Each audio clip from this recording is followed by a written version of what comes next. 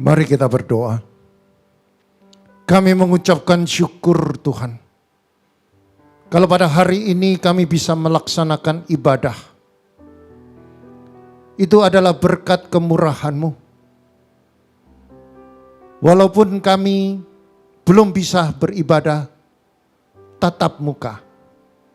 Tetapi tidak mengurangi hadirat-Mu di tengah-tengah kami. Engkau hadir di tengah-tengah rumah tangga. Dan kami percaya di saat kami menyembah Engkau, di saat kami memuji Engkau, Engkau hadir di tengah-tengah kami. Di saat kami mendengarkan kebenaran firman-Mu, Engkau sedang merestorasi setiap kami dengan firman-Mu. Agar kami dibersihkan supaya kami hidup benar di hadapan-Mu. Supaya karakter kami dibentuk dengan firman-Mu. Agar kami bisa menjadi seperti Kristus Tuhan. Kami percaya setiap pembentukan itu ada hadirat-Mu. Dan hari ke hari kami dibentuk agar kami mempunyai sifat ilahi. Dan kami percaya di saat-saat kami sedang menghadapi pandemi yang begitu ganas, kami percaya penyertaan-Mu. Dan kami percaya setiap firman yang kami lakukan membentuk karakter kami. Sehingga kami bisa manunggal dengan Roh-Mu Tuhan. Jika Engkau dalam aku dalam Kau, siapakah musuh kita?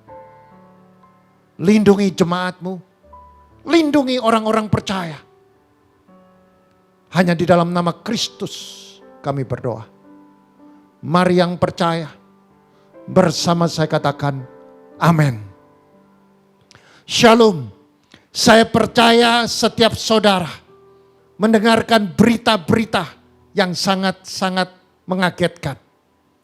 Tapi ada satu hal yang saya perlu sampaikan kepada saudara. Di saat-saat pandemi ini, saudara dan saya perlu menghadapi dengan cara Tuhan. Jangan menggunakan cara kita. Apa yang dikatakan cara Tuhan? Cara Tuhan itu kita perlu bersekutu. Setiap persekutuan kita membuat kita menjadi dewasa kerohanian kita. Setiap kita bersekutu dengan kebenaran firman, mengubah setiap kita. Sehingga kita bisa melaksanakan pertobatan.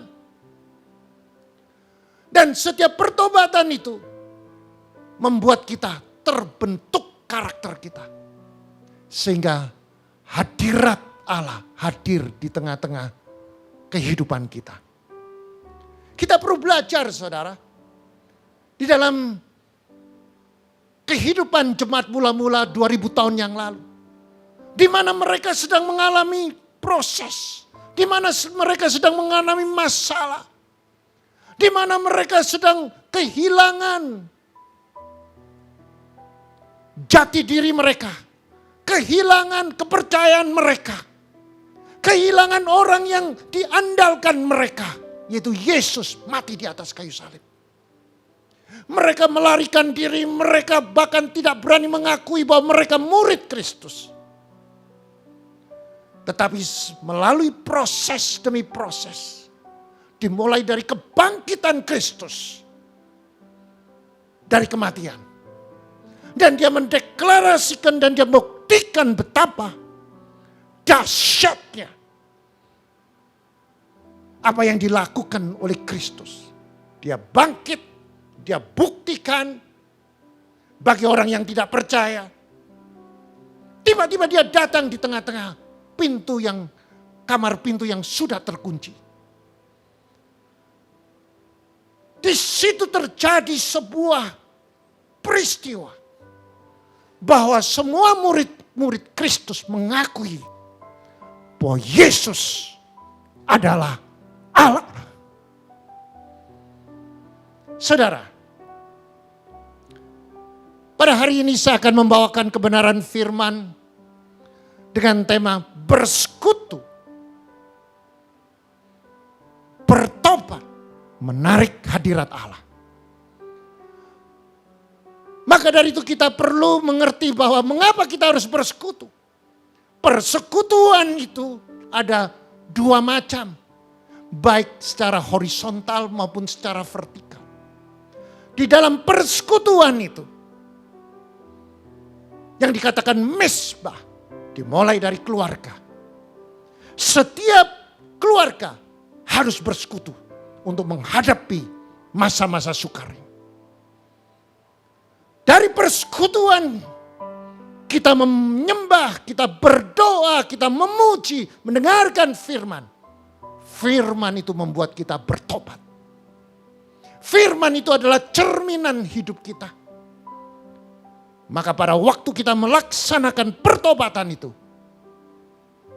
Allah hadir di tengah-tengah kita. Jika Allah hadir di tengah-tengah keluarga saudara, apa yang saudara takutkan? Jika Allah menyertai saudara, siapakah musuh saudara? Mari kita buka di dalam kitab Kisah Rasul pasal 4 ayat 23 sampai 31. Mari kita baca berganti-gantian. Saya baca ke-23, saudara baca ke-24. Kita bersaut-sautan. Sesudah dilepaskan, pergilah Petrus dan Yohanes kepada teman-temannya mereka. Lalu mereka menceritakan segala sesuatu yang dikatakan imam-imam kepala dan tua-tua kepada mereka.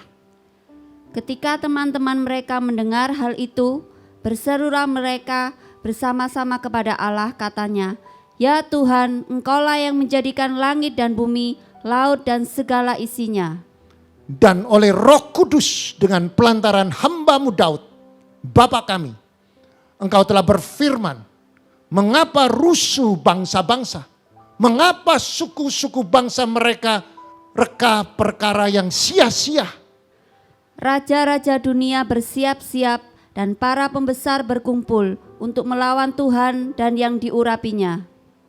Sebab sesungguhnya telah berkumpul di dalam kota ini Herodes dan Pontius Pilatus beserta bangsa-bangsa dan suku-suku bangsa Israel melawan Yesus, hamba-Mu yang kudus yang Engkau urapi.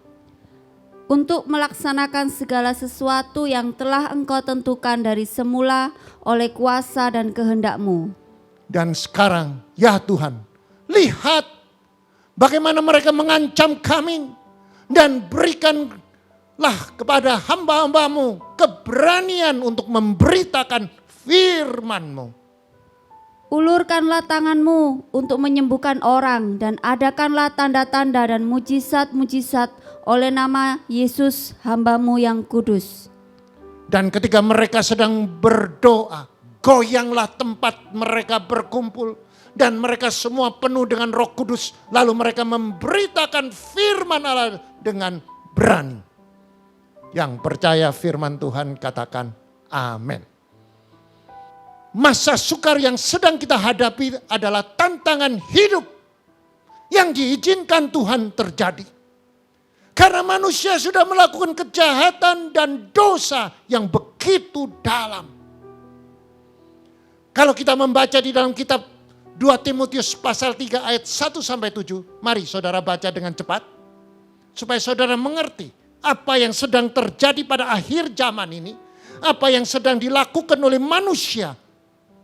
Manusia melakukan kejahatan yang membuat Tuhan marah dan murka. 2 Timotius pasal 3 ayat 1 sampai 7 kita baca bersaut-sautan. Yang pertama, ketahuilah bahwa pada hari-hari terakhir akan datang masa sukar. Manusia akan mencintai dirinya sendiri dan menjadi hamba uang. Mereka akan membual dan menyombongkan diri. Mereka akan menjadi pemfitnah. Mereka akan berontak terhadap orang tua dan tidak tahu berterima kasih, tidak mempedulikan agama, tidak tahu mengasihi, tidak mau berdamai, suka menjelekkan orang, tidak dapat mengekang diri, garang, tidak suka yang baik. Suka mengkhianat, tidak berpikir panjang, berlaga tahu, lebih menuruti hawa nafsu daripada menuruti Allah. Secara lahiriah mereka menjalankan ibadah mereka, tetapi pada hakikatnya mereka memungkiri kekuatannya. Jauhilah mereka itu. Sebab di antara mereka terdapat orang-orang yang menyelundup ke rumah orang lain dan menjerat perempuan-perempuan lemah yang syarat dengan dosa dan dikuasai oleh berbagai-bagai nafsu, yang walaupun selalu ingin diajar, namun tidak pernah dapat mengenal kebenaran. Yang percaya firman Tuhan katakan amin. Saudara, hari-hari ini atau akhir zaman ini, kita semua manusia di bumi sedang terintimidasi oleh krisis demi krisis. Kalau dikatakan yang pertama krisis ekonomi, dikatakan bahwa kita sedang mengalami sebuah persoalan-persoalan secara global. Ditambah lagi krisis rumah tangga dan krisis keamanan. Saudara, kalau kita bicara krisis ekonomi, kita lihat pada hari-hari ini dalam waktu berapa tahun ini.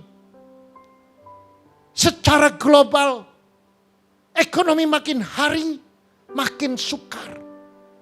Dan ini ditulis di dalam 2 Timotius pasal 3, akan terjadi masa sukar. Krisis ekonomi terjadi. Sehingga saudara semua mengalami proses demi proses di dalam perusahaan. Ada yang di PHK. Ada yang mereka dirumahkan. Ada mereka yang tertekan. Tidak bisa membayar hutang. Nah, ini sedang terjadi secara global. Dan kalau dalam zaman dulu saudara ekonominya itu begitu mudah, sekarang semuanya serba canggih.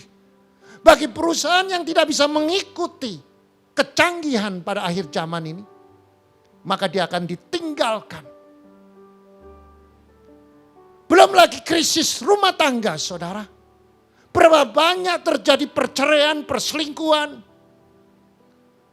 Berapa banyak rumah tangga sendi-sendi rumah tangganya roboh. Rumah tangganya hancur, anaknya narkoba, suaminya berselingkuh. Dan ini sedang terjadi pada akhir zaman ini saudara. Tanpa kita sadari bahwa itu sudah ditulis. Di dalam 2 Timotius pasal 3 ada masa sukar, manusia mencintai diri sendiri. Dan manusia menjadi hambanya uang. Mereka membual dan menyombongkan diri. Mereka menjadi pemfitnah. Mereka akan berontak terhadap orang tua dan tidak tahu terima kasih. Apalagi memperduli agama. Dan di dalam rumah tangga kehilangan kasih. Tidak tahu mengasihi, tidak mau berdamai. Suka menjelekkan orang.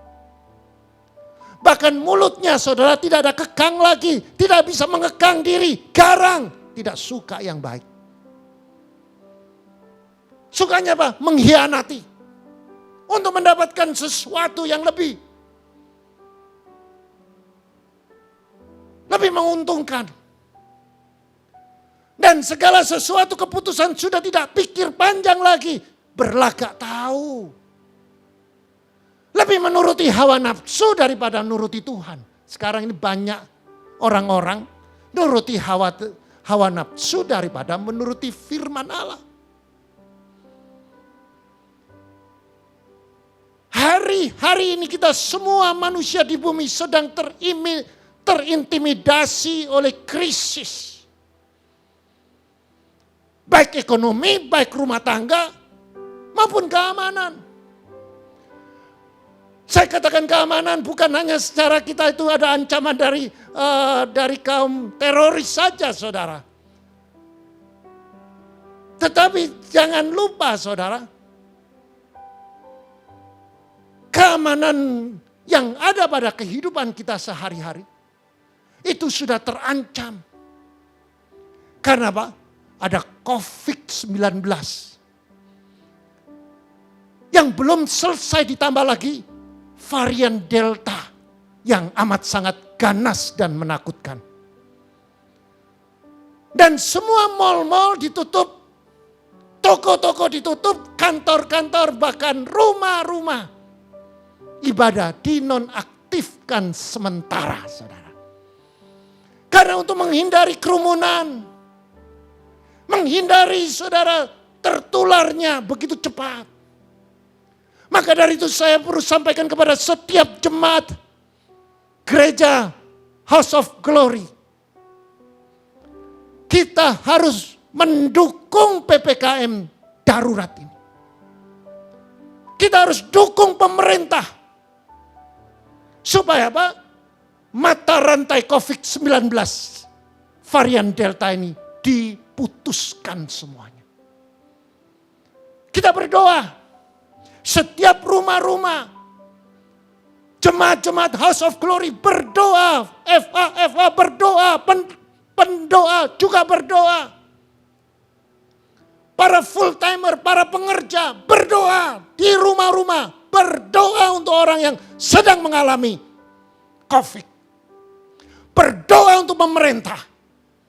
Saudara yang terkasih, orang yang meninggal sangat banyak. Sehingga para keluarga yang mengantar jenazah, saudara, harus antri untuk memakamkan jenazah karena banyaknya korban meninggal karena COVID Delta. Dan yang sangat mengagetkan, saudara, bahwa toko-toko penjual peti mati, saudara, kehabisan stok. Sehingga jenazah harus menunggu peti mati untuk dicarikan di kota lain. Artinya ada satu lonjakan gelombang orang yang meninggal bebarengan. Perhatikan saudara. Ini adalah satu pesan. Bahwa setiap saudara dan saya, kita harus merapatkan diri untuk mencari Tuhan. Seperti pada waktu jemaat mula-mula. Mereka tertindas, mereka menghadapi persoalan. Mereka merasa ada satu tekanan dari orang-orang yang tidak menyukai mereka. Tetapi sejak mereka mengerti kebenaran, mereka mengalami mujizat demi mujizat. Saudara, kalau saudara tadi mendengar begitu banyak orang yang terpapar. Tetapi hari ini perlu saya sampaikan, bagi setiap orang percaya kepada Kristus, jangan takut. Karena Allah yang kita sembah itu Allah yang hidup dan Allah yang maha kuasa. Bahkan dia memberikan jaminan keselamatan dari bumi sampai di surga. Bagi orang yang percaya kepada dia, yaitu Kristus Tuhan. Saudara, banyak sekali kita tidak mengerti apa yang menjadi agenda Tuhan. Seperti yang saya alami. Saya berdoa bagi orang lain. Semuanya sembuh. Tiba-tiba saudara. Istri saya yang saya cintai dipanggil Tuhan.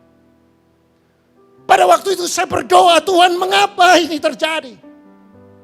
Saya mendapatkan jawaban, agenda Tuhan. Saudara, banyak misteri. Banyak hal yang kita tidak mengerti. Tetapi satu hal saya perlu sampaikan kepada saudara. Jangan pernah tinggalkan Tuhan. Dan jangan pernah menghujat Tuhan. Jangan pernah takut. Karena Tuhan yang kita sembah hidup. Mari kita belajar, ada 4 terobosan. Mujizat untuk menaklukkan masa sukar ini. Di dalam kitab Yoel pasal 2 ayat 12. Perikopnya yang pertama ditulis begini saudara. Seruhan untuk bertobat.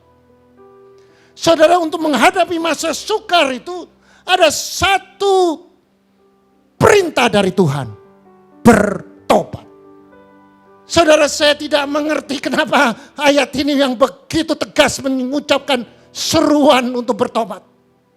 Pada waktu saya mendengarkan, saya mulai introspeksi diri.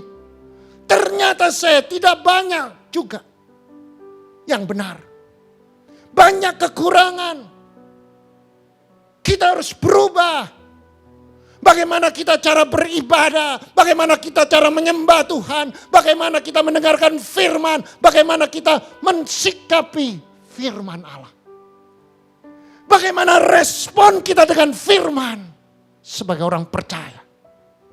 Dan seruan untuk bertobat itu saya percaya untuk saudara dan saya. Di dalam kitab Yoel pasal 2 ayat 12 saya baca. Tetapi sekarang juga demikian firman Tuhan. Berbaliklah kepadaku dengan segenap hatimu, dengan berpuasa, dengan menangis, dan dengan mengaduh. Saudara, ayat ini ayat yang sangat luar biasa. Tuhan katakan sekarang, tetapi sekarang, bukan besok. Sekarang. Sekarang artinya apa? Berbalik kepadaku. Kembali dengan yang benar. Dulu kamu pernah benar, sekarang kamu salah. Balik. Dan kita belajar arti berbalik, saudara. Langkah yang pertama yang saya katakan, kita ada 4 langkah.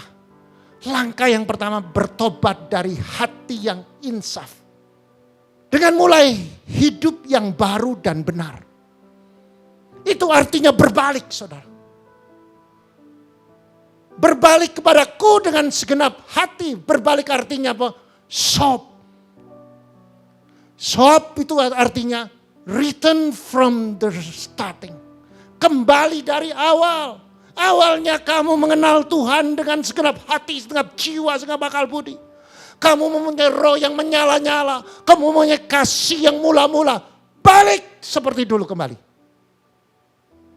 Dan kembali seperti dulu yang setia. Yang taat kepada firman. Dan lakukan pertobatan dengan hati insaf. Saudara, banyak sekali di dalam kehidupan kita sebagai orang Kristen kita katakan aku bertobat. Hanya sampai di mulut. Tidak sampai di hati. Tidak sampai hati yang insaf. Hati yang menyesal. Dan hati yang jijik kepada dosa. Maka hatimu kalau sudah meninggalkan dosa. Dengan menyesal. Maka hatimu akan menjadi murni. Dan tulus. Itu artinya berbalik. Dan di ayat ke-12 juga ada kalimat berpuasa. Artinya menyalipkan diri dari kedagingan dan hawa nafsu. Saudara, orang yang berpuasa, orang itu sudah mulai mematikan kedagingannya. Orang yang mematikan kedagingan adalah orang yang mau mengakui kelemahannya. Mengakui dosanya. Dan mau meninggalkan dosanya. Dan betul-betul dia insaf. Orang yang berpuasa adalah orang yang mau menjaga hati. Orang yang berpuasa adalah orang yang mau merendahkan hati untuk mendengarkan kebenaran firman Allah. Orang yang berpuasa adalah orang yang mau mentaati setiap firman Allah. Orang yang berpuasa dia akan meninggalkan keegoannya. Dia berpuasa. Yang selanjutnya kata menangis, saudara. Menangis itu di dalam bahasa aslinya bekeh. Artinya, saudara, meneteskan air mata. Dengan arti ada pertobatan. Yang masuk dalam hati yang pedih. Bahkan dia menangis meratapi dengan menyesal yang dalam. Sehingga semua kesalahan dan kejahatan itu dia tidak terlupakan untuk menjadi peringatan. Maka pada waktu dia terpancing, saudara, oleh sesuatu kejahatan, dia ingat, tidak. Saya pernah mengalami kepedihan, saya tinggalkan dia. Saya jijik dengan dosa ini. Dan ada satu kata lagi, mengadu. Pada awalnya saudara berbalik, sudah berbalik berpuasa, menangisi dan mengadu. Mengadu artinya curhat dan menunjukkan bahwa engkau sudah betul-betul menyesal atas kesalahan yang diperbuat dan melakukan kebenaran.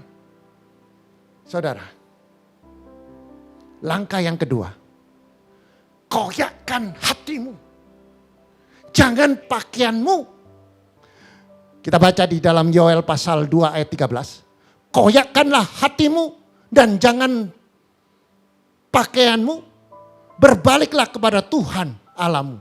Sebab ia mengasihi dan menyayangi, panjang sabar dan berlimpah kasih setia. Dan ia menyesal karena hukumannya. Perhatikan saudara. Koyakkan itu artinya di dalam bahasa aslinya karah. Karah itu artinya membelah, membuka hatimu lebar-lebar. Tunjukkan pertobatanmu dengan menghentikan niat hati yang jahat. Dengan mengerti dan mengenal kebenaran firman. Pada waktu saudara mendengarkan kebenaran firman, yang saudara membuka hati lebar-lebar. Dan engkau menghentikan niat hati yang tidak baik. Dan saudara menunjukkan pertobatan saudara. Didasari oleh kebenaran firman Allah.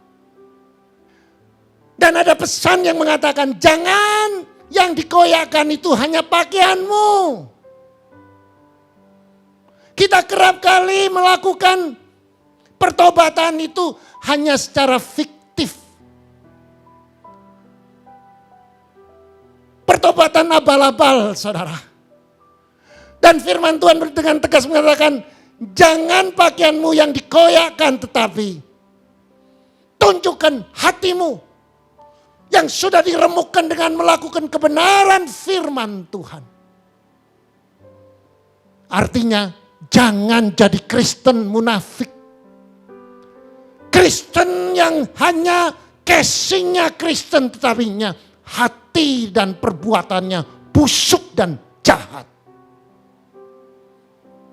Saudara, kalau kita mau mengalami terobosan, jangan setengah-setengah, saudara. Di luar sana sudah terjadi kekacauan, saya pastikan kalau saudara mendengarkan kebenaran firman ini dan saudara berani lakukan, saya yakin saudara akan disertai oleh Tuhan. Yang ketiga, kita di saat-saat yang kritis ini, kenali Allah yang kita sembah. Kenali Allah kita dalam nama Tuhan Yesus Kristus yang serba maha.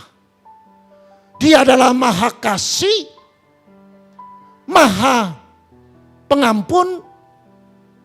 Artinya Tuhan Yesus pasti melindungi kita karena kasih. Dia mengampuni kita karena kasih. Bagi mereka yang mau bertobat dengan hati yang murni. Dengan hati yang sungguh-sungguh. Dan dia akan mencurahkan berkat. Menjadi korban sajian dan korban curahan. Yaitu sebagai saluran berkat. Saudara akan dipakai jadi saluran sumber berkat. Coba kita baca di dalam Yoel pasal 2 ayat 14. Ya, ayat 14 dikatakan, siapa tahu mungkin ia mau berbalik dan menyesal. Dan ditinggalkannya berkat menjadi korban sajian dan korban curahan bagi Tuhan Allahmu. Saudara, kalau saudara baca, kayaknya saudara perlu mengerti. Setiap saudara yang mau bertobat, pasti Tuhan akan mengampuni. Kenali Allah. Allah yang kita sembah itu Allah yang maha pengampun.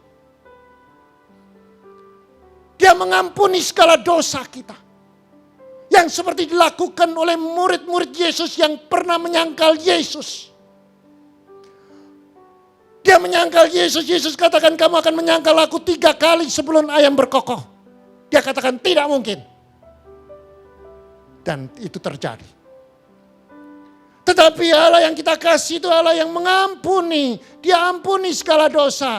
Dan waktu Petrus bertobat, dia ampuni, maka Petrus mengalami hadirat Tuhan. Dan dia bisa melakukan mujizat. Orang sakit sembuh. Orang lumpuh berjalan. Orang buta melihat. Bahkan melihat, mengikuti, terkena bayangannya Petrus yang sakit bisa sembuh. Inilah sesuatu yang dahsyat, saudara. Yang keempat, saudara. Tiuplah sangkakala. Di Sion, adakan puasa dan ibadah raya. Mari kita buka di dalam kitab Yoel pasal 2 ayat 15. Tiuplah sangkakala di Sion. Adakan puasa yang kudus. Maklumkanlah perkumpulan raya. Saudara, kalau kita katakan tiup sangkakala ini bisa diartikan gini. Saudara. Ada seorang ahli perang, ahli strategi. Dia mengatakan pertahanan yang paling kuat adalah menyerang.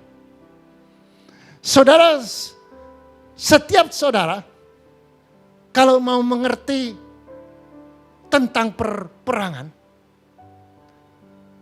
di sini dikatakan pertahanan yang paling kuat adalah menyerang. Dan banyak jenderal-jenderal pada akhir zaman ini melakukan, saudara. Dan hari ini saya tidak mengajak saudara untuk berperang secara jasmani. Tetapi kita mengajak saudara untuk peperangan secara rohani. Peperangan rohani itu adalah artinya peperangan menghadapi penghulu-penghulu di udara. Roh-roh jahat, setan-setan, iblis. Yang sedang memerangi saudara dan saya melalui apa? Ketakutan. Spirit of fear. Saudara mendengarkan dari berita-berita. Itu yang ditebarkan kematian. Dan banyak lagi hoax. Banyak pendustaan.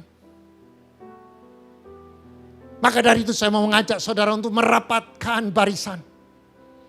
Untuk memerangi peperangan secara rohani, yaitu perang kepada penghulu-penghulu di udara. Peperangan roh-roh jahat yang di udara, yang menebarkan roh-roh ketakutan, intimidasi. Yoel pasal 2 ayat 16 sampai 17. Kumpulkanlah bangsa ini, kuduskanlah jemaat, himpunlah orang-orang yang tua, kumpulkan anak-anak, bahkan anak-anak yang menyusui, baik pengantin laki-laki dari kamarnya, pengantin perempuan dari kamar tidurnya. Baiklah para imam, pelayan-pelayan Tuhan menangis di antara balai depan dan mezbah dan berkata, sayangilah ya Tuhan umat-Mu, dan janganlah biarkan milik-Mu sendiri menjadi celah, sehingga bangsa-bangsa menyindir kepada mereka. Mengapa orang berkata di antara bangsa, di mana Allah mereka? Yang percaya firman Tuhan, katakan amin. Saudara, kata tiuplah sangkakala artinya persiapkan diri. Genderang perang dimulai. melawan penghulu di udara, roh-roh jahat di udara dengan meniup sangkakala. Untuk berperang melawan roh jahat yang menebarkan roh ketakutan, yang menebarkan roh intimidasi atas COVID-19 varian Delta yang ganas. Melalui pujian, melalui penyembahan, melalui firman, kuasai pikiran saudara dengan pujian penyembahan. Kuasai pikiran saudara dengan firman Allah. Maka dari itu saudara, tiuplah sangkakala, persiapkan diri kita. Pertahanan yang kuat adalah menyerang. Maka dari itu saya minta setiap hamba-hamba Tuhan, setiap full timer, setiap pengerja, diaken, usher, pendoa, ketua-ketua, pengurus departemen, WPI, youth, para guru-guru, taruna Raja Wali. Semuanya yang terlibat, kita sama-sama merapatkan barisan, kita berdoa, bersekutu. Di rumah-rumah kita masing-masing berdoa untuk orang yang sedang mengalami sakit penyakit. Yang sedang terintimidasi oleh ekonomi, yang terintimidasi oleh krisis ekonomi, yang terintimidasi oleh COVID-19.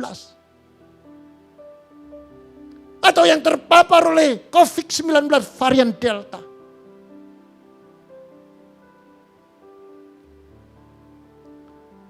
Saudara, arti berkumpul. Berkumpul seluruh bangsa untuk dikuduskan. Yang mana dimulai dari keluarga. Maka dari itu saya perlu sampaikan saudara, kalau saudara mau mengalami kuasa mujizat Tuhan, kesuksesan demi kesuksesan harus dimulai dari rumah tangga yang hidup di dalam kebenaran dan kekudusan. Bagaimana kita bisa dimulai dari rumah tangga? Dari rumah tangga kita mulai membuka persekutuan atau mesbah. Kalau di HOG, FA. FA di dalam rumah, mesbah keluarga. Di dalam mesbah kita ada pujian. Di dalam mesbah kita ada penyembahan. Di dalam mesbah itu kita ada membaca kebenaran firman. Dan firman itu menyentuh hati setiap saudara, anggota keluarga dan imamnya. Dan harus berani bertobat. Dan pertobatan ini dilakukan dari keluarga sampai ke keluarga, sampai ke hamba Tuhan. Pertobatan ini dinamakan pertobatan secara massal. Termasuk para imam dan para hamba Tuhan. Para imam dan para pelayan Tuhan menangisi dan meratapi setiap kesalahan yang dilakukan oleh jemaat. Dengan membangun mesbah bagi jemaat yang akan mendapat penderitaan. Saudara, kita perlu berdoa untuk saudara kita. Kita perlu menangisi untuk mereka supaya mereka mengerti, supaya mereka mendapatkan kesembuhan. Itulah pekerjaan kita sebagai hamba Tuhan. Dan termasuk jemaat, kita tidak hanya memikirkan diri kita sendiri. Keluargaku oke, keluargaku tidak masalah. Saudara tidak perlu doa. Tidak. Saudara perlu mendoakan orang lain. Dan spirit itu akan masuk di dalam hidup saudara. Yaitu spirit dari roh Allah. Melewati saudara. Juga akan melindungi saudara. Menyembuhkan orang yang saudara doakan. Saudara, kita perlu belajar dari Yosua, saudara. Yosua yang diperintahkan oleh Allah untuk meraih mujizat dengan melakukan ibadah bersama. yang diajarkan oleh Allah secara pribadi untuk merobohkan tembok Yeriko hanya dengan pujian, saudara. Hanya dengan penyembahan dan mendeklarasikan firman seperti yang dilakukan oleh Joshua, maka tembok Yeriko yang tebal itu roboh. Maka dari rumah-rumah saudara, kalau kita melakukan ibadah bersama di mezbah keluarga, di mezbah ada persekutuan, ada pertobatan melalui firman, ada penyembahan yang kudus. Saya percaya tembok-tembok Yeriko yang saudara hadapi akan roboh dalam nama Yesus Kristus. Tembok Yeriko adalah tembok yang sangat tebal dan kuat. Alkitab mencatat bahwa di atas tembok itu bisa diduduki bangunan rumah.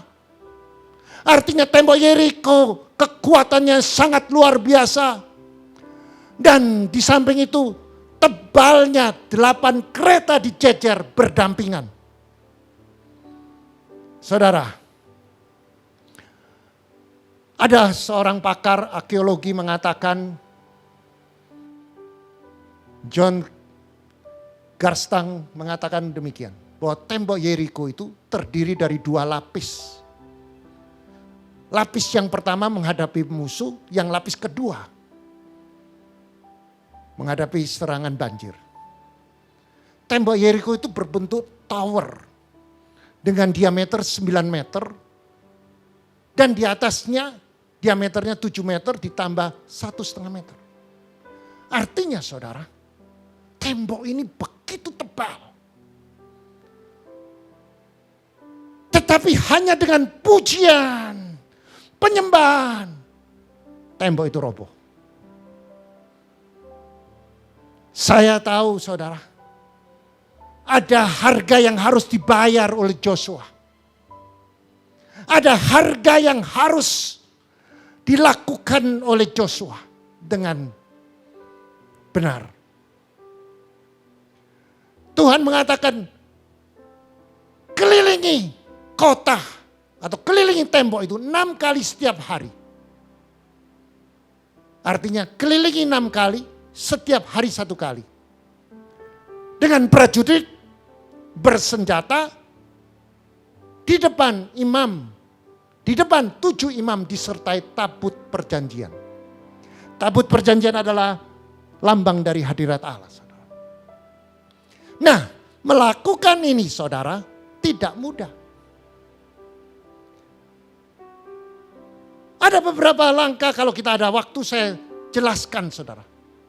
Bahwa betapa dahsyatnya beribadah bersama-sama. Yang mana kita mendapatkan corporate anointing.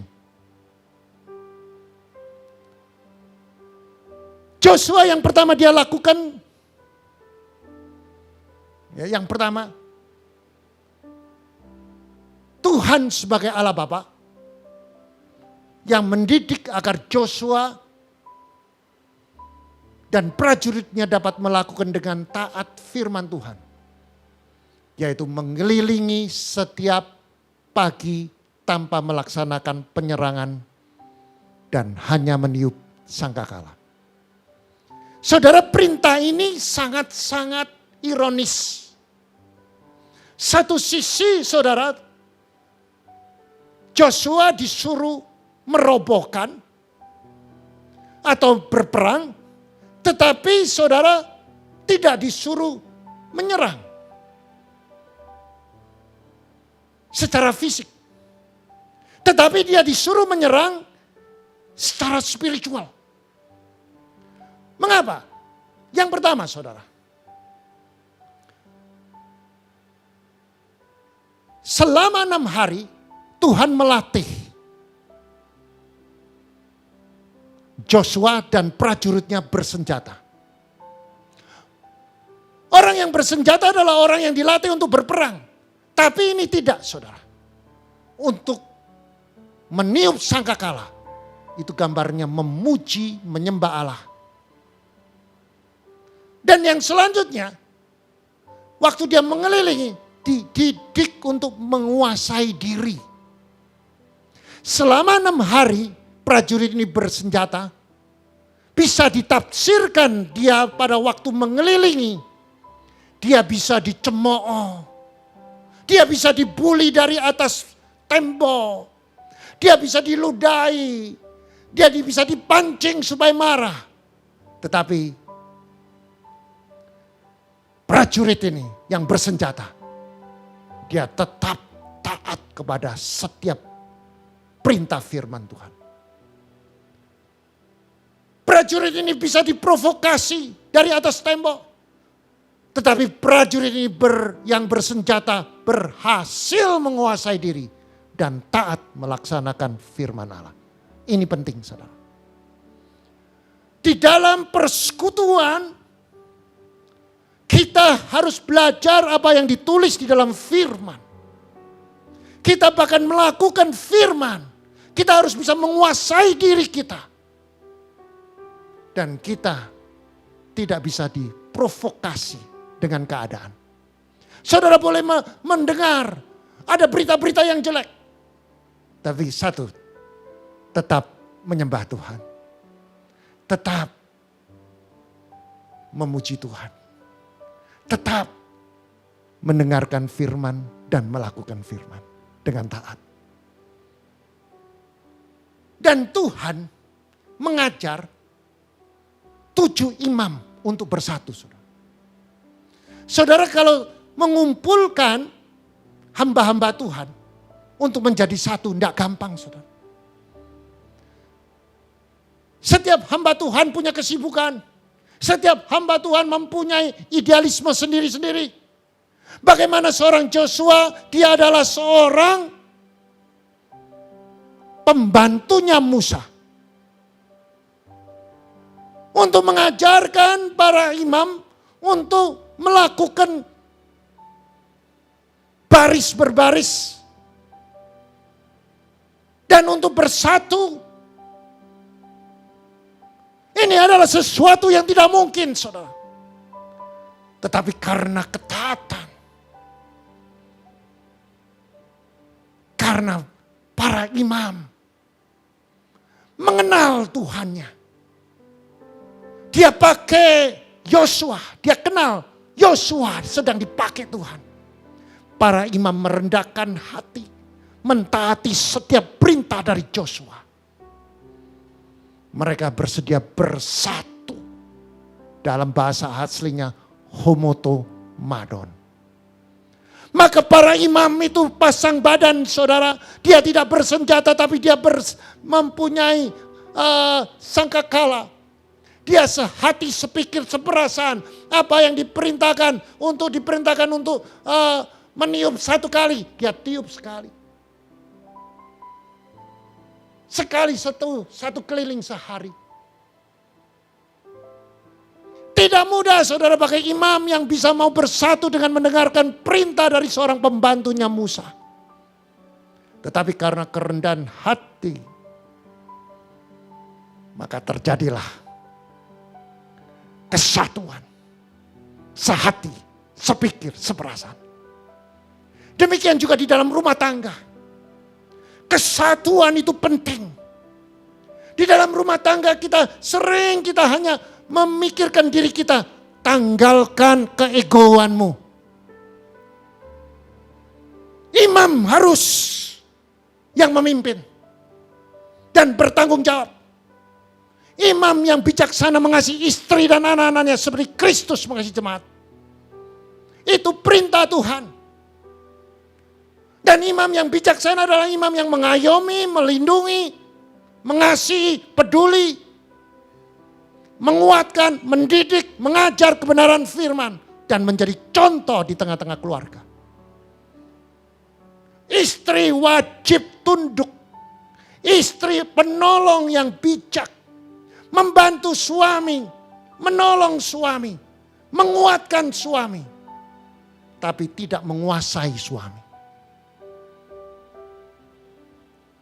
Maka anak-anak akan melihat bahwa rumah tangga ini solid. Anak-anak muda diajar. Mudah dibentuk, maka anak-anaknya menjadi anak yang takut akan Tuhan. Anak yang takut akan Tuhan, firman mengatakan kerendahan hati dan takut akan Tuhan, ganjarannya kekayaan, kehormatan dan kehidupan. Inilah saudara analogi yang harus kita pelajari dalam kehidupan. Mulai dari rumah tangga yang bersatu. Saudara yang terkasih, mengelilingi hari ke-7 saudara, dengan para prajurit bersenjata dan disertai 7 imam sekaligus meniup sangkakala 7 keliling. Artinya 7 kali angka sempurna. Menyembah, memuji dan disertai oleh hadirat Allah. Maka saudara, terjadilah mujizat. Dan klimaks dari mujizat, mereka mentaati dengan sorak-sorai. Maka terjadilah tembok Yeriko dirobohkan. Saudara yang terkasih, saya mau kembali kepada Yoel pasal 2, saudara. Apa akibatnya pertobatan yang murni dan taat kepada firman Tuhan? Akibatnya yaitu mujizat terjadi. Orang percaya yang bertobat akan mendapatkan berkat limpah. Saudara akan mendapatkan rezeki. Apa rezekinya? Gandum, anggur, minyak. Minyak itu adalah gambaran roh Tuhan. Anggur itu adalah bicara tentang rumah tanggamu dipulihkan. Ada anggur yang manis. Gandum itu bicara tentang rezeki saudara dan saya. Maka dari itu saudara, di dalam kitab Yoel ini akan menjadi barometer di dalam kehidupan kita sebagai orang percaya untuk menghadapi masa sukar. Yang selanjutnya yaitu mendapatkan perlindungan dan keselamatan. Saudara, kalau saudara membaca di dalam kitab Yoel pasal 19b, di situ dikatakan demikian. Aku tidak akan menyerahkan kamu lagi menjadi celah di antara bangsa-bangsa. Jadi orang yang dulunya Kristen dia berubah, atau dulunya orang percaya dia berubah, berdosa, ya. Setelah dia mengerti atas dosanya bertobat, maka terjadilah 19b ini. Tuhan mengatakan ini, aku tidak akan menyerahkan kamu lagi menjadi celah di antara bangsa-bangsa. Ayat 20. Yang datang dari utara itu akan kujauhkan daripadamu. Dan akan kuusir ke satu negeri kering dan tandus. Barisan muka ke laut timur dan barisan belakang ke laut barat. Maka bau busuknya dan bau anyirnya akan naik. Sebab ia telah melakukan perkara yang besar. Artinya malapetaka dijauhkan dari kita. Bagi saudara dan saya melaksanakan bersekutu dan bertobat. Maka saudara, kita akan dijauhkan dari kekalahan. Tetapi sebaliknya kita dijadikan pemenang. Bahkan lebih dari pemenang. Yang dikatakan datang dari utara, persoalan dari utara, kujauhkan daripadamu. Dan akan kuusir ke satu negeri yang kering saudara. Dan tandus. Jadi masalah-masalah yang saudara hadapi nanti ini mereka akan terlempar, mereka akan keluar dari kehidupan saudara. Baik dari utara, barat, timur, selatan. Saudara ada di tanah Goshen. Tulah terjadi di Mesir, tapi di tanah Goshen tidak terjadi. C. Tuhan akan mencurahkan hujan awal dan hujan akhir dengan adil seperti dahulu. Yaitu padang gurun menjadi hijau. Pohon ara dan pohon anggur memberi kekayaan agar nama Allah ditinggikan. Terjadi sebuah lawatan Tuhan yang dahsyat di dalam kehidupan kita. Kita akan mendapatkan hujan awal dan hujan akhir. Kalau dahulunya kita melakukan kesalahan-kesalahan, itu sudah dihapus tidak dirubah. Dulu kegagalan dirubah menjadi kesuksesan. Dulu sakit sekarang diubah menjadi sembuh. Padang gurun menjadi menghijau. Pohon ara dan pohon anggur membawa kekayaan. Agar kita mempermuliakan nama Tuhan. Berapa banyak kita tidak sadar sejak kita melakukan dosa. Ada kerugian, saudara. Kerugian dahulu yang kita tidak sadari dimakan habis oleh belalang pindahan. Sudah dimakan oleh belalang pindahan, berganti lagi belalang pengerip. Tidak cukup, masih ada sisa belalang pelompat. Dan sisa sedikit diselesaikan oleh belalang pelahap. Tetapi karena kita melakukan kebenaran firman melalui pertobatan, kita bersekutu, kita bangun persekutuan, menaikkan pujian dan penyembahan, melakukan kebenaran firman dengan melakukan pertobatan secara total, maka kerugian dirubah menjadi kelimpahan. Ada gandum, ada rezeki, ada anggur, rumah tangga, ada sukacita, ada kasih, ada damai sejahtera. Saudara yang terkasih, setelah kita melakukan pertobatan, dimulai dari bersekutu bertobat dengan benar sesuai dengan kebenaran firman, maka terjadilah lawatan Allah di bumi ini. Tuhan akan mencurahkan rohnya ke atas semua manusia yang sudah melewati proses pertobatan. Baik anak-anak laki-laki maupun perempuan. Mereka akan bernubuat. Taruna-taruna dapat penglihatan. Hamba Tuhan laki-laki dan perempuan akan menerima pencurahan Roh Kudus. Tuhan akan mengadakan mujizat di langit dan di bumi. Matahari akan berubah gelap gulita. Bulan menjadi darah sebelum Tuhan datang. Saya mau ngajak saudara untuk membaca di dalam kitab Yoel pasal 2 ayat 28 sampai 32. Saudara, kita baca berganti-gantian dan setelah itu kita akhiri firman Tuhan. Kemudian daripada itu akan terjadi bahwa aku akan mencurahkan rohku ke atas semua manusia. Maka anak-anakmu laki-laki dan perempuan akan bernubuat. Orang-orangmu yang tua akan mendapatkan mimpi. Teruna-terunamu akan mendapatkan penglihatan-penglihatan. Juga ke atas hamba-hambamu laki-laki dan perempuan akan kucurahkan rohku pada hari-hari itu. Aku akan mengadakan mujizat-mujizat di langit dan di bumi. Darah dan api, gumpalan-gumpalan asap. Matahari akan berubah menjadi gelap gulita dan bulan menjadi darah sebelum datangnya hari Tuhan yang hebat dan dahsyat itu. Dan barang siapa yang berseru kepada nama Tuhan akan diselamatkan. Sebab di Gunung Sion dan di Yerusalem akan ada keselamatan. Seperti yang telah difirmankan Tuhan. Dan setiap orang yang dipanggil Tuhan akan termasuk orang-orang yang terlepaskan. Yang percaya firman katakan amin.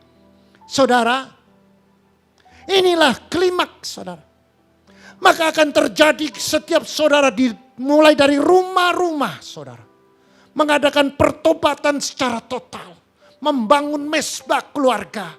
Berdoa untuk orang lain. Mendoakan orang-orang yang sakit. Mendoakan bangsa dan negara kita. Mendoakan pemerintah. Supaya pemerintah dapat hikmat dari Allah. Untuk memutuskan mata rantai COVID-19 ini.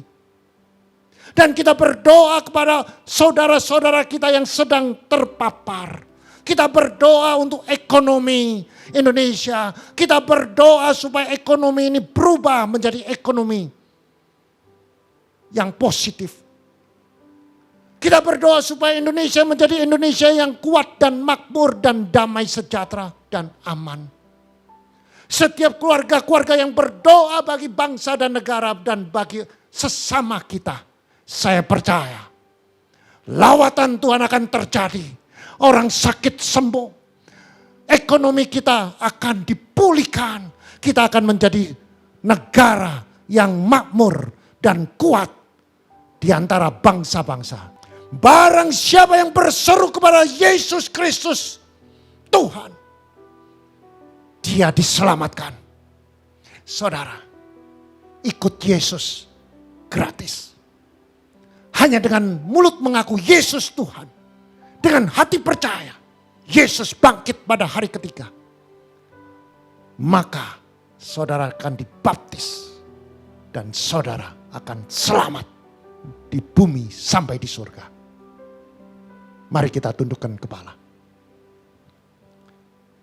Kami mengucapkan syukur Tuhan. Kalau hari ini kami sudah mendengarkan kebenaran firman-Mu. Kalau kami sudah mengerti bahwa ini adalah hari-hari yang sulit.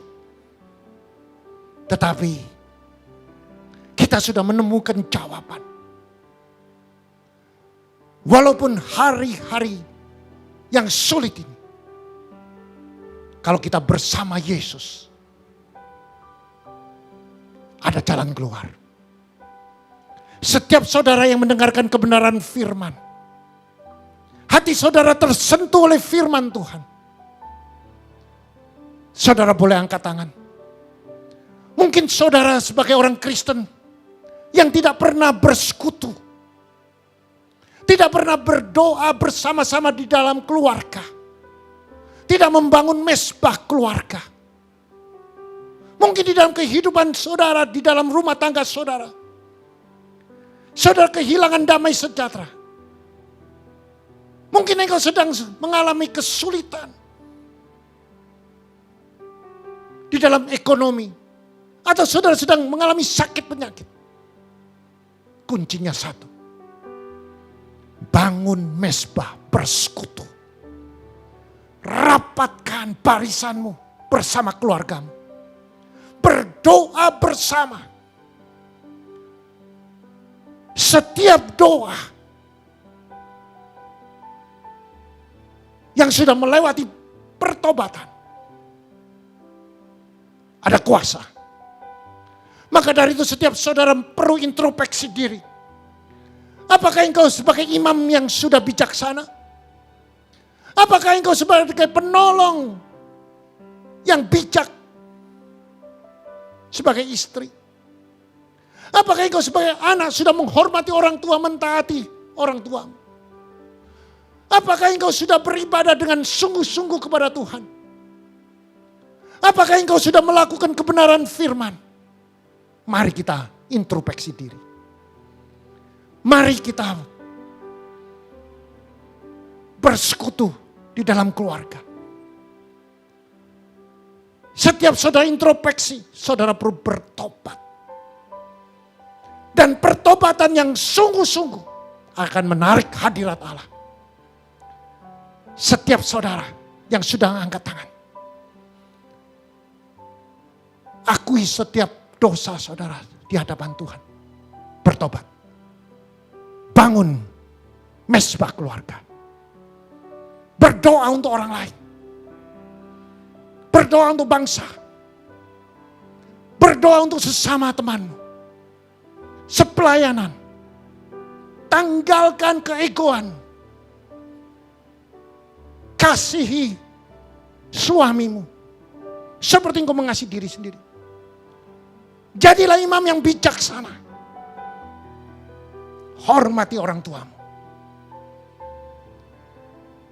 Pertobatan ini akan menarik hadirat Allah. Doa orang benar dengan yakin didoakan, besar kuasanya.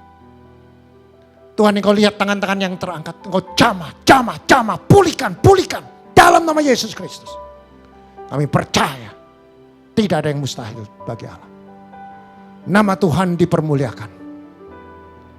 Mari yang percaya bersama saya katakan amin. Mari angkat kedua tanganmu. Jika engkau mendengarkan firman dan melakukan, tidak menyimpang ke kiri dan ke kanan, maka Tuhan akan buka tingkap-tingkap langit.